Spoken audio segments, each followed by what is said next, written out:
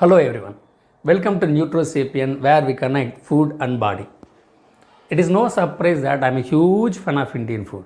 But lately, after going through so many personal hurdles and watching people around me suffering from the food choices they have made, I started digging the science behind Indian food and found something really interesting to share with you. Let's explore the key components of Indian food we need to aware of. First up, the carbs. Most of our Indian staples revolve around rice and roti. There is nothing inherently wrong with that, but often the proportion is the issue. We tend to load up our plate with rice and roti, and by doing that, we forget the other essential important building block, the protein. Think about it. How often your plate is dominated by rice and roti with just a small serving of a sambar or a dal or a similar kind of a protein-based sabji. This is actually imbalance. This imbalance often leads to energy crashes, slower metabolism, and even contribute to weight gain. This is like building a huge house with only blocks and not enough cement. Snacks. Who can even resist a crispy vada or a samosa or a tangy burst of a pani puri? But let's be real. These are all often packed with oil, sugar, and excess amount of refined carbohydrate. While they are obviously delicious treats, making them as a regular part of your diet can be a recipe for a trouble. Think of them as occasional indulgence, not as everyday staples. Now this might hit closer to home. Statistics says that even in our home cooked meal, we use a lot more oil, sugar and salt than we need. This can creep upon us and increase the serious health issues like diabetes and blood pressure.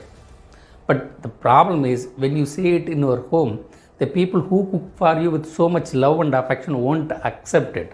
They will argue with you that only by then we will get a flavorful, tasty meal. Make them understand. Often, a flavorful meal doesn't always need excess amount of every ingredient. Beyond the basic ingredients we discussed earlier, we also need to consider about food safety. While street food is a vibrant part of our culture, we also need to be mindful about food safety.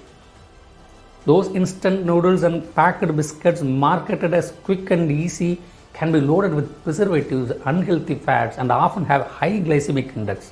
These food will spike your blood sugar like a rocket high.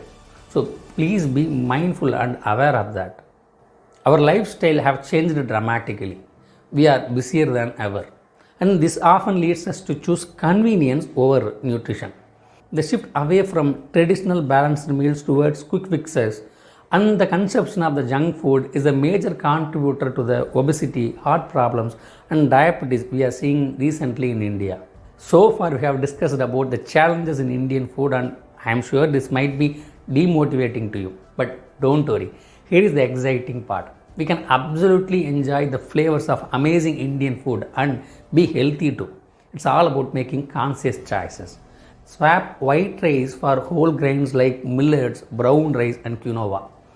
These are all packed with fiber and nutrients. Load up your plate with protein. Think of lentils, chickpeas, rajma, paneer, egg, chicken and fish. Try to become a spice master. Use the incredible array of Indian spices to flavor your food instead of heavily relying on salt and sugar. And then the important part, don't forget your veggies. Incorporate the variety, colorful Indian vegetables in your daily meal. Indian cuisine is an incredible gift, a tapestry of taste and tradition. Only by being mindful and making small corrections, we can still enjoy every delicious bite of Indian food and be healthy and nutritious too. It's about finding that sweet spot where health, taste and flavor go hand in hand. And this is the purpose of making this video.